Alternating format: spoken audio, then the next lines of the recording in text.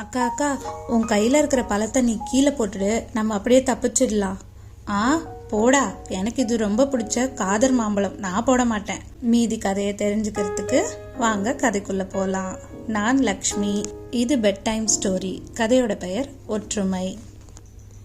ஒரு கிராமத்தில் அழகான பெரிய ஒரு தோட்டம் இருந்தது. அந்த தோட்டத்துக்கு நடுவில் பெரிய வீடும் இருந்தது. அந்த வீட்டில் அப்பா அம்மா அவங்களோட 4 பசங்க வாழ்ந்துட்டு வந்தாங்க. சுந்தரம் அவரோட பசங்களை ரொம்ப பாசமாகவும் வளர்த்தாரு, அதே சமயம் கண்டிப்பாகவும் இருந்தார். அந்த 4 பசங்களில் சிவாவும் ராணியும் ரொம்பவே சுட்டித்தனமாக இருந்தாங்க. ஒரு நாள் 4 பேரும் ஜாலியாக பேசிக்கிட்டே அவங்களோட தோட்டத்துக்கு போனாங்க. மாம்பழம் சாப்பிட்டுட்டு விளையாடிட்டும் இருந்தாங்க. அப்போ திடீர்னு ஒரு காட்டு நாயோட குறைக்கிற சத்தம் கேட்டது. அவங்க இருக்கிற இடத்துக்கும் வந்துச்சு.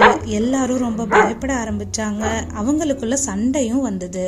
அப்போ ராணி சொன்னா, சிவா, நீ தான் இங்க விளையாட கூட்டிட்டு வந்த, உன்னாலதான் இப்போ நாய்கிட்ட மாட்டிக்கிட்டு இருக்கோம் அப்படின்னு சொன்னா. அதுக்கு சிவா, போ அக்கா, நீ தான் என்கிட்ட அப்பாவுக்கு தெரியாம நம்ம தோட்டத்துல மாம்பழம் சாப்பிடலான்னு சொன்ன, இப்போ நாய் வரவும் நீ என்ன சொல்றியா அப்படின்னு சொல்லி கோச்சிட்டு போயிட்டான். நாய் பக்கத்துல வந்தது. எல்லாரும் பயந்து மரத்து மேல ஏறினாங்க. சிவாவை மட்டும் நாய் துரத்துச்சு. அவனும் ஓடி ஒரு மரத்துல ஏறினான். நாய் கீழே இருந்து அவங்க எல்லாம் எப்ப கீழே இறங்குவாங்க, அவங்களை கடிக்கலான்ற ஒரு வெறியோட பார்த்துட்டு இருந்தது. அப்போ சிவா சில யோசனைகள் சொன்னா, மற்றவங்களும் சில யோசனைகள் சொன்னாங்க.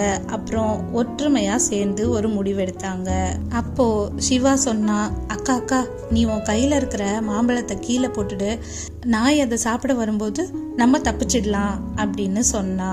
அதுக்கு அவனோட அக்கா, போடா, இது எனக்கு ரொம்ப பிடிச்ச காதர் பழம், நான் போட மாட்டேன் அப்படின்னு சொன்னா. சிவாவும் மற்றவங்களும் சொன்னாங்க, மறுபடியும் நம்ம அந்த மாம்பழத்தை எடுத்துக்கலாம் அப்படின்னு சொல்லி எல்லாரும் ஒற்றுமையா பேசி ஒரு முடிவெடுத்தாங்க.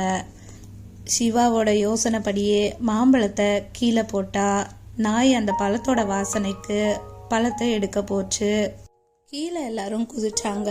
அதே சமயத்துல குதிச்சதும் கீழே இருக்கிற மண் எடுத்து நாயோட கண்ணில் தூவினாங்க. சிவா வந்து பழத்தை எடுத்துட்டு வேகமா ஓடினா. மற்றவங்களும் வேகமா ஓடி வந்துட்டாங்க.